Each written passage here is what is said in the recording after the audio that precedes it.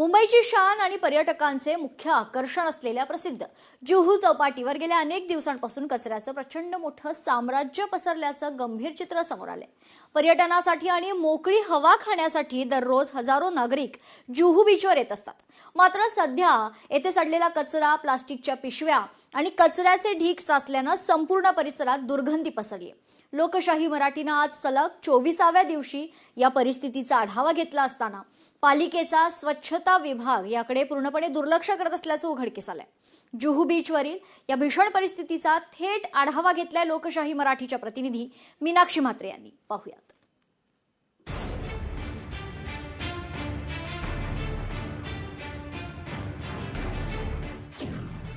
मुंबईच्या शान असलेल्या जुहू चौपाटीवर कचऱ्याचं साम्राज्य। प्रशासनाच्या दुर्लक्षाविरोधात नागरिकांमध्ये संताप। सातत्यानं पाठपुरावा करूनही प्रशासन ढिम्म। मुंबईच्या जुहू चौपाटीवरती पसरलेल्या कचऱ्याचं साम्राज्य मागच्या महिन्याभरापासून आपण या सगळ्याच परिस्थितीचा आढावा घेत आहोत।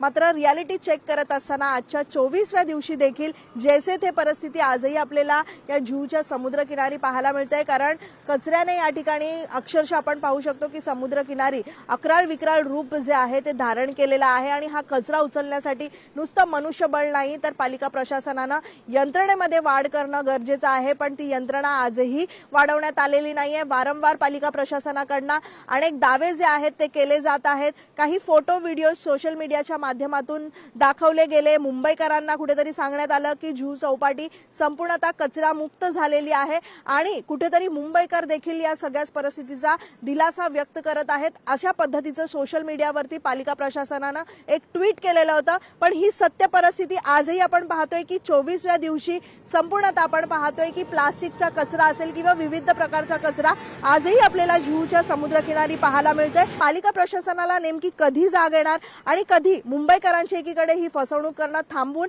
मात्र प्रत्यक्षात कामासाठी उतरून पालिका प्रशासन कधीपर्यंत हे कचरा साफ करते याकडे लोकशाही मराठीची करडी नजर असणार आहे।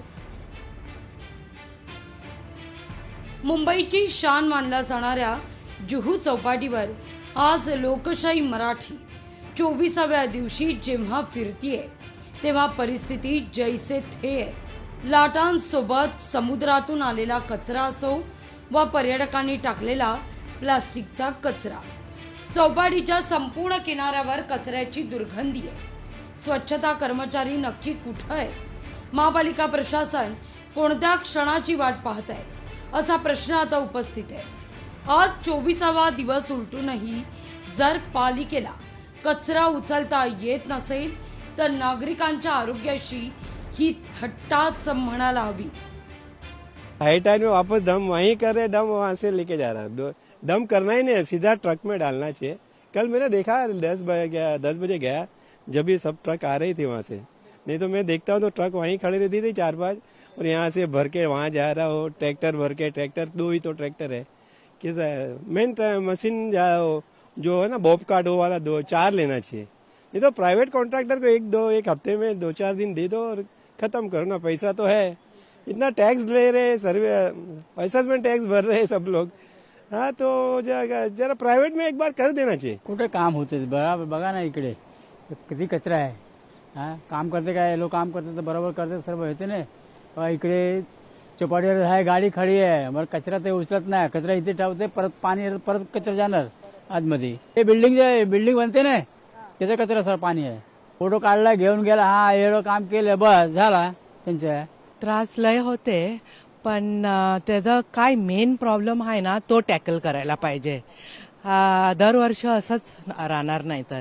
आणि नागरिकाला ना म्हणजे समजायला पाहिजे कसं काय ये बाहेरगावी कशाला नाही होत असं।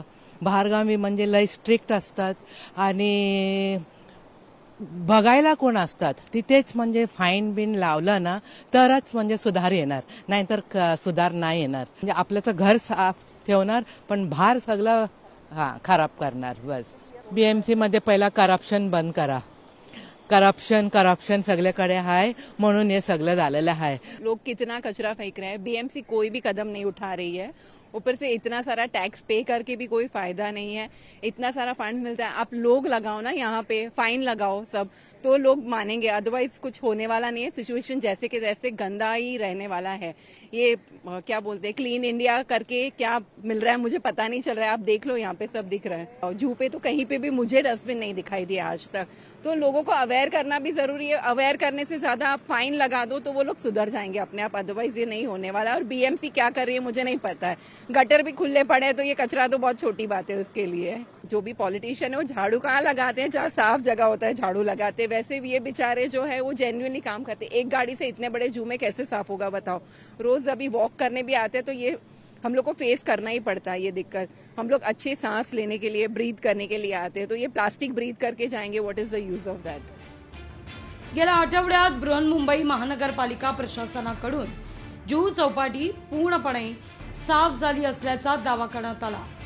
पालिका प्रशासनानं व्हिडिओ आणि फोटोच्या माध्यमातून चौपाटी स्वच्छ झाल्याचं दाखवलं, तरी प्रत्यक्ष परिस्थिती मात्र पूर्णपणे वेगळी आहे।